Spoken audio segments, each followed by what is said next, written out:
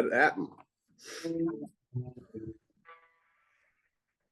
Hello, hello. Welcome back to the show, Your Real Estate Today. Paul Jamison here. You know, we have absolutely been totally unproductive so far. So just saying, the show, Your Real Estate Today, if you're just tuning in now, probably best, because the other segments, I don't know what to say. Hey, we've got off on a tangent of swimming pools and lawn cutting, and it was not good. But unhealthy. We're back to normalcy. Normalcy. You know, before you got on the air, I was talking to Sandy in segment one, and we're talking about just, you know, this is the last week in January, and we're just surprised at how fast this year has already gone by. Next thing you know, another life cycle. We're going to be talking about termite mating flights. We're going to be talking about, you know, stuff that makes you jump up and go hooty hoo. Well, it's not in the air yet, but it's yeah, it will be. It will be. That we can count on. So, all right. So at the break, I set up the opportunity for you. Because we talked about ring cameras, we talked about opossums, and we talked about raccoons and squirrels and stuff. They're making my ring camera go nuts.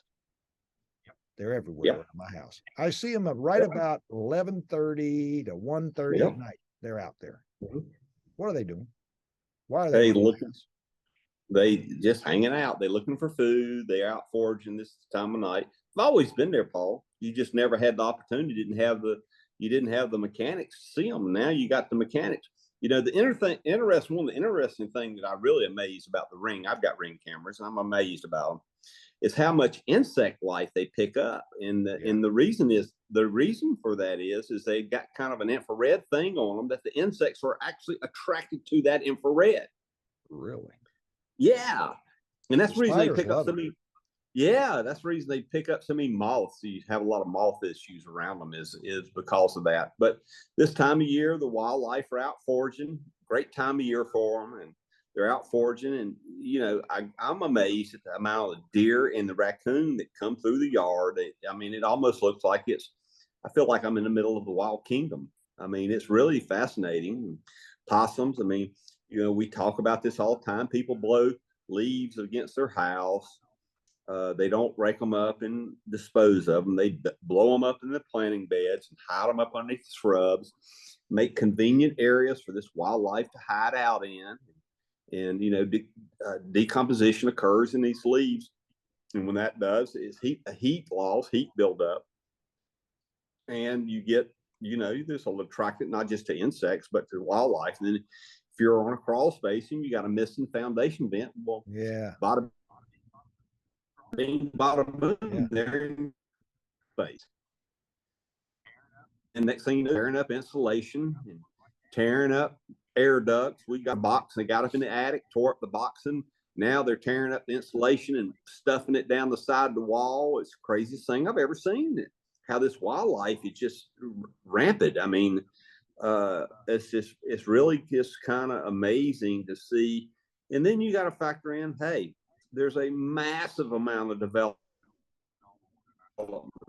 going on in the Charlotte area. I mean, if you're in this industry, we're blessed by it, but the fallout of that are pushed into smaller territories, and they're being more aggressive to survive because their natural habitats are being destroyed. Yeah. You know, and then you factor in the niche theory, and the niche theory says no suitable niche will go unoccupied through time. If your home is near a stream, you know, you're gonna have a raccoon issue. I mean, we had a customer had a pool near a little creek, and beautiful pool deck, had a nice pool deck, and raccoons were getting on the pool deck and just trashing the pool deck.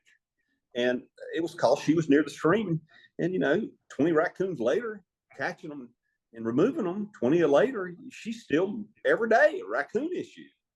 And it's, you know, when you have those kind of niches near your house, those are some of the issues that come with it.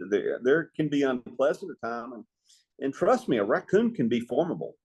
I've seen raccoons, grab shingles on roofing and just sling them like frisbees, just all over the yard, trying to get into a roof area.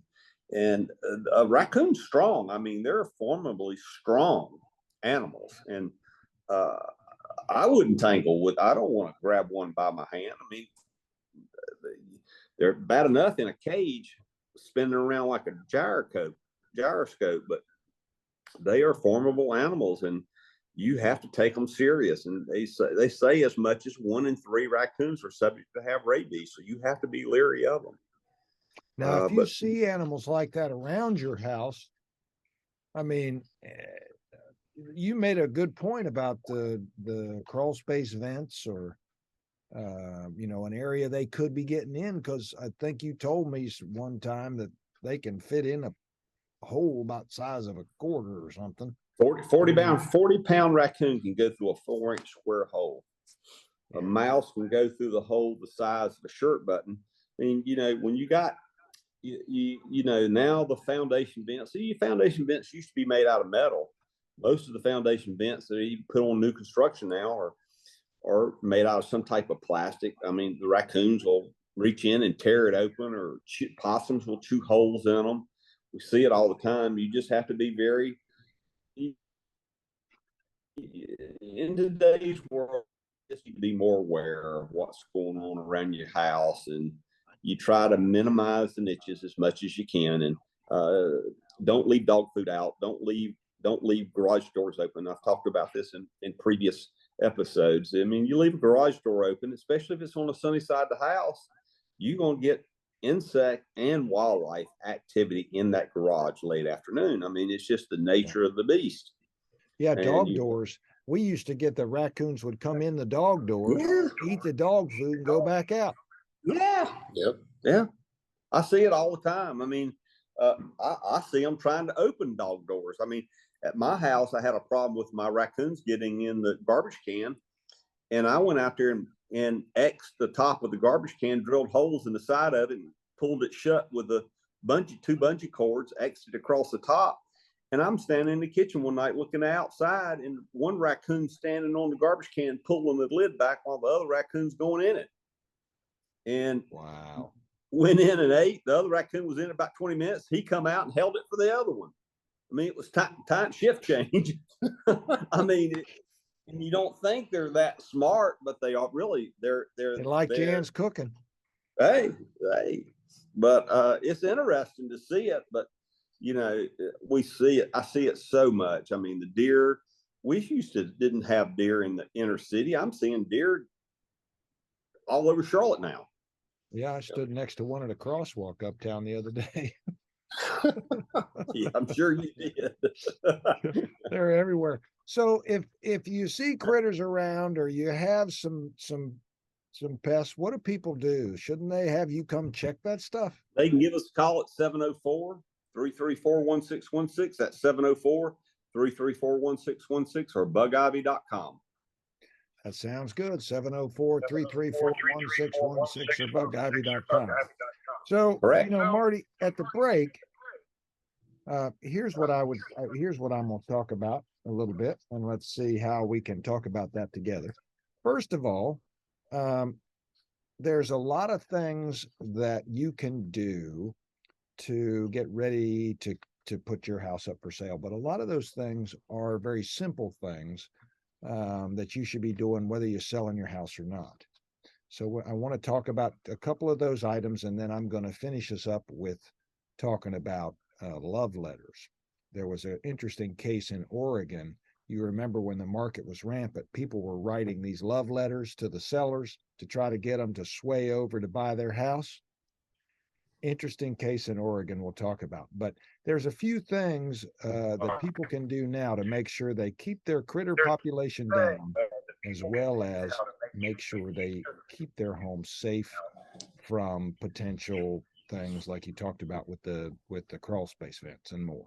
So we'll be right back to Show Your Real Estate Today, News Talk 1110 99.3 WBT. We got more to come with Marty and Sam Ivy, myself, Paul Jamison. Don't go anywhere.